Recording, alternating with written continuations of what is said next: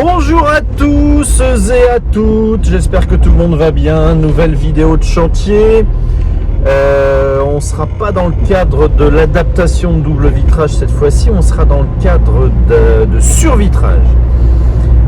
On a un petit bâtiment qu'on va pouvoir appeler un petit manoir en fait, qui va subir un changement de destination. C'est-à-dire qu'aujourd'hui c'est de l'habitation et ça va devenir des bureaux. Oui, ça se fait aussi dans ce sens-là, ce qui est plus rare. C'est un bâtiment qui est classé, donc ce qui veut dire classé, ça veut dire que si on met des fenêtres neuves, ça coûte les deux bras, les deux jambes, plus tout le reste. Donc là, le propriétaire a décidé de passer en survitrage, c'est-à-dire qu'il a fait un arbitrage. Au lieu de payer 70 000 euros de fenêtre, il va payer 12 000 euros de survitrage, ce qui pour du locatif peut bien sûr se comprendre. Et c'est ce chantier-là que je vais vous présenter aujourd'hui, vraiment dans un cadre vraiment chouette. Hein, le bâtiment, il est, c'est très très classe. Je vous laisse découvrir tout ça. Donc voilà le chantier de survitrage. Là, on est quand même proche du petit château. Hein. Très clean, très propre, le petit donjon, tout ça en banlieue parisienne qui va être transformé en bureau. Voilà, donc quelque chose de très classe quand même. Donc ici nous sommes sur un chantier de survitrage et non pas de double vitrage de rénovation. Ça veut dire quoi? Ça veut dire que nous avons des fenêtres en bois en simple vitrage. On ne va pas enlever le simple vitrage pour le remplacer par un double vitrage dernière génération. Non, on va garder le simple vitrage. Et on va venir rajouter une plaque de verre à l'intérieur de l'habitation, sur la fenêtre, pour créer donc cette lame d'air qui va devenir une lame d'air isolante pour créer une rupture de pont thermique. Voilà, c'est une autre technologie, un autre système technique, entre guillemets, moins efficace que le double vitrage de rénovation, parce qu'avec un double vitrage, on a de l'argot au milieu, là on aura juste de l'air sec. Mais bon, pour une question de praticité, parfois aussi pour une question de coût, parce que c'est quand même moins onéreux que le double vitrage, et bien sûr 3 à 5 fois moins cher que les fenêtres neuves, cette solution est quand même encore beaucoup adoptée, et c'est vrai qu'il y a de bons résultats quand même. Allez, on y va, on va commencer par préparer le verre, parce que celui-là il sort d'atelier, on enlève les petits bouts de silicone. Ensuite, on coupe les angles.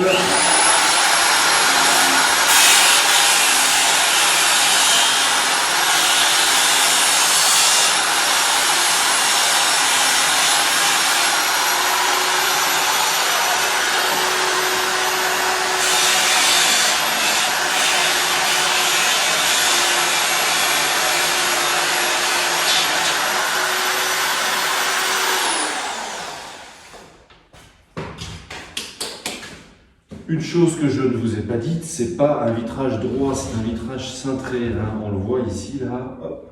Là, on est arrondi. Alors ça demande de la découpe, ça demande de la précision pour que ça s'adapte vraiment bien au vitrage.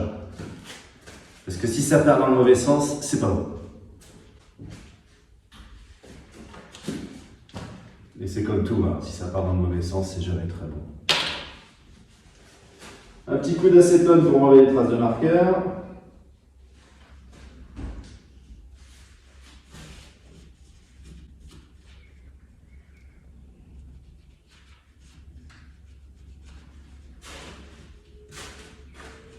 Voilà, une fois qu'on a fini tout ça, c'est-à-dire fini de nettoyer le vitrage, fini d'enlever le silicone, fini d'enlever les traces de marqueur, oui vous avez vu j'ai changé de place. Et bien ce qu'on fait, c'est qu'on va chercher le battant de fenêtre. Oh, incroyable, il est déjà là. C'est génial la magie du cinéma. Hop. Et là c'est pareil, on prépare le battant de fenêtre. Et comment on prépare un battant de fenêtre? Et bien on commence par nettoyer les carreaux. Tout simplement.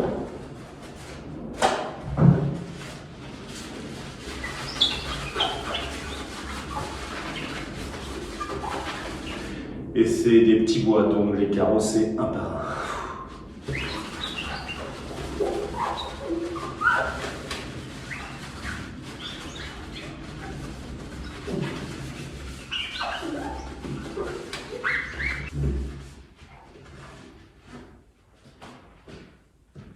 Une fois que c'est propre, eh ben, on va mettre en place les joints. Parce que c'est bien beau d'isoler une fenêtre en mettant un survitrage ou un très beau double vitrage. S'il y a 49 vents qui passent entre l'ouvrant et le dormant, ça ne sert strictement à mise en place du joint.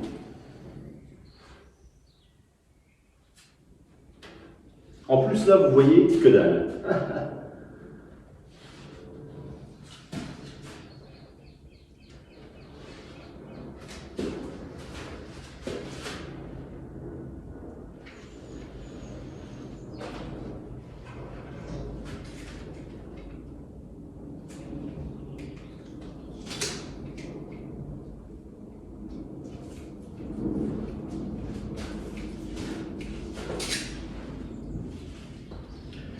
Mais comme je suis sympa, je vais aussi le faire de l'autre côté.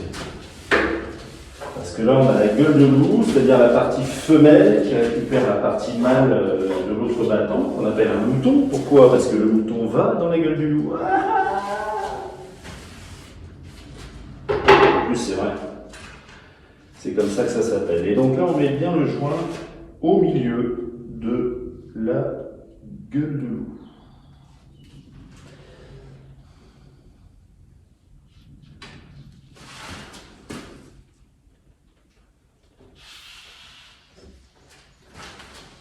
On voit mieux tout de suite, hein?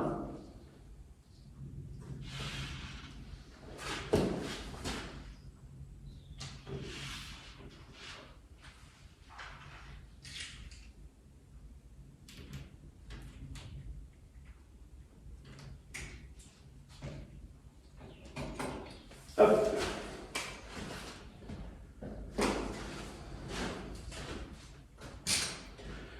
Les carreaux sont propres. Les joints sont mis en place, il nous reste quoi? Il nous reste un petit coup de graissage dans les goumons.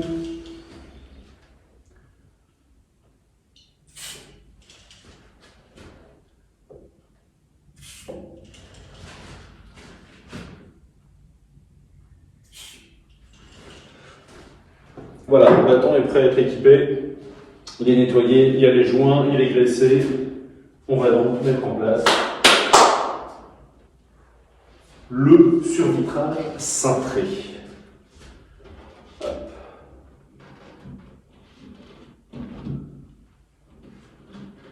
Voilà. Donc là, évidemment, le but,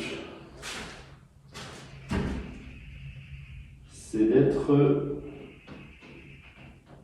centré avec le vitrage cintré.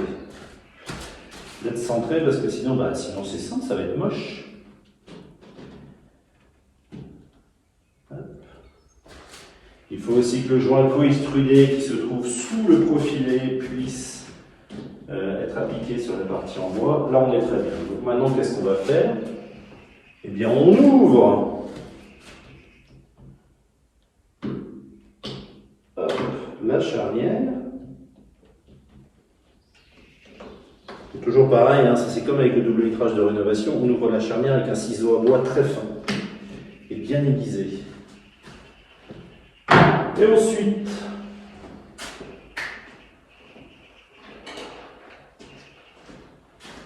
on prend des petites vis.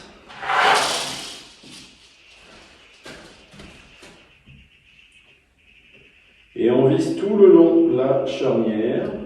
Charnière qui se trouve normalement côté gond. Hein.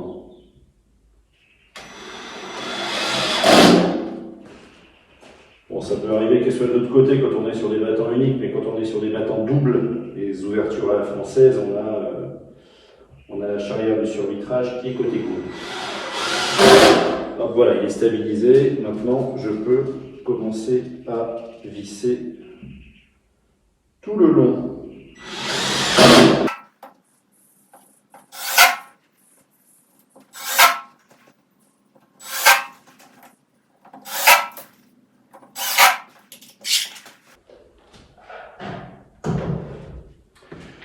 C'est vissé, hop, sur tout le long de la charnière. Maintenant, on referme le capot de recouvrement et on va venir mettre les taquets de fixation qui sont ici.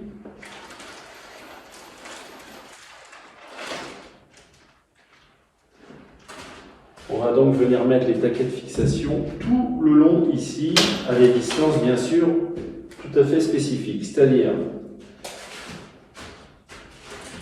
on a un vitrage qui fait plus de 40 de large, donc il nous faut un taquet en haut et en bas. On commence par ça.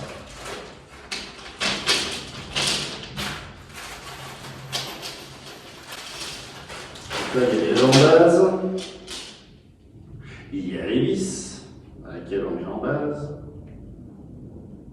Hop, comme ceci. Et vient se mettre le bouchon par-dessus pour fixer l'ensemble. Hop, donc là, au milieu.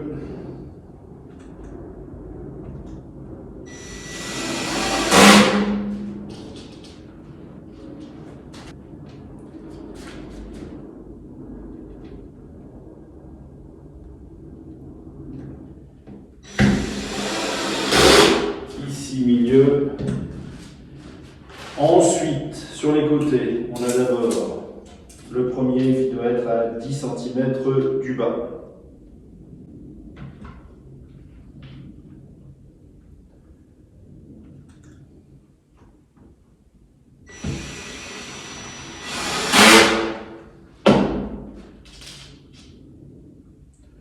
Le deuxième qui doit être à 10 cm du haut.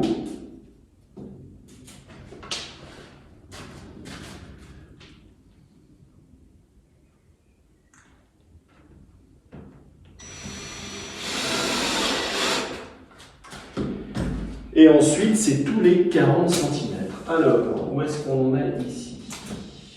10, on doit en avoir 50 là. Ouais, et 90 là. Et bien c'est parfait. Allons-y, allons-y.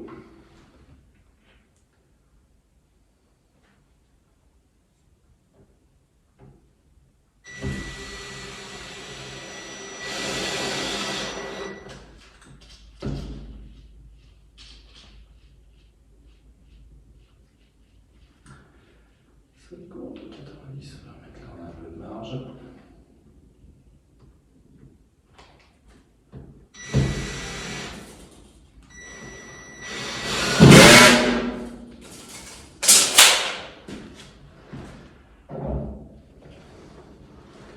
Voilà, on a mis les taquets, on a mis les vis avec les embases.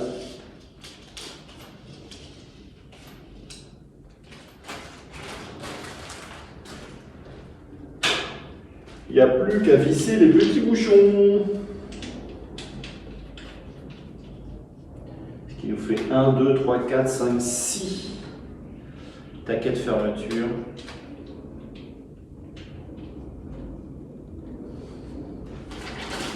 Par battant, par fenêtre. Donc.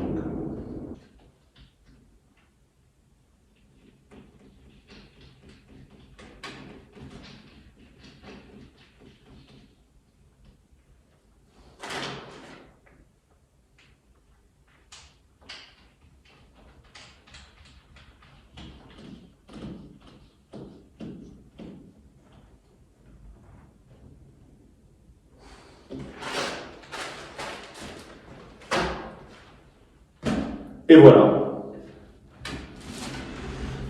un battant de fenêtre équipé d'un survitrage. Le battant de fenêtre a été nettoyé, il a été graissé au niveau des gonds, il y a eu la mise en place de joints sur tout le périmètre du vitrage, sauf dans le haut pour pas trop confiner l'habitation.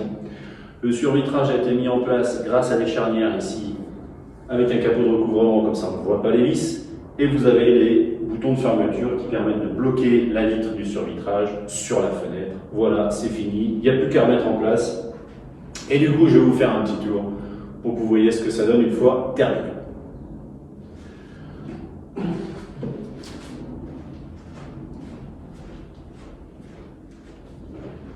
Voilà, on arrive au bout du chantier. Je vais vous présenter les finitions. Qu'est-ce que ça donne une fois terminé? C'est toutes ces fenêtres en survitrage, là en survitrage cintré, hop, comme on peut voir ici. Je répète, ça reste du survitrage, c'est-à-dire que c'est un compromis pour isoler ces fenêtres, l'idéal étant bien sûr de mettre des fenêtres totalement neuves. À titre de budget pour information, ce chantier-là, 59 vitrages, c'était un budget de 70 000 € pour les fenêtres neuves. Nous, on en est à 12 000 pour le survitrage. Voilà, c'est aussi un choix dans la mesure où c'est un bâtiment classé, il y a les bâtiments de France qui interviennent, on ne peut pas faire n'importe quoi sur l'extérieur. Le survitrage, c'est uniquement une intervention extérieure, donc ça pose absolument aucun problème et il n'y a plus d'intervention de ces gens-là. Les bâtiments de France, voilà. Allez, je vous montre tout ça. Bon, bien sûr, on est encore au stade du chantier, hein, ça reste... Comme ça évite de salir, hein. Ça permet de rester tout propre. Voilà, moi ici, il y en avait 11 hein, fenêtres, hein, c'est toutes les mêmes. Hop, voilà. Tout ça, c'est isolé maintenant. On va aller voir un peu plus bas. Ici, on est sur des battants simples, battants uniques. Hop. Là, c'est pareil. Bon, ça, c'est le popeau. Le popeau, c'est important aussi, le popeau. Et là, on a toutes les fenêtres du rez-de-chaussée. Bon, ce rez-de-chaussée-là, qui est bon, considéré plus ou moins comme une cave, hein, mais qui va devenir... Tout ça, ça va devenir des bureaux. Alors moi, j'aimerais bien mettre mon bureau dans ce petit château-là. Ce serait sympa. Avec des vieilles crémones. Vous voyez, là, ça permet de garder les crémones d'origine. Voilà. Et comme ça, le monsieur des bâtiments de France, il est content. Et on continue du classique, toujours en cintré. Ça permet de garder les crémones anciennes. Certaines sont des crémones anciennes. Certaines, ce sont des crémones classiques. Donc voilà la fin de ce chantier. Merci de votre attention, c'était super sympa. On va se retrouver bientôt pour une prochaine vidéo sûrement. Et puis retour au pénat, maintenant que le chantier est fini. La bise, bye bye.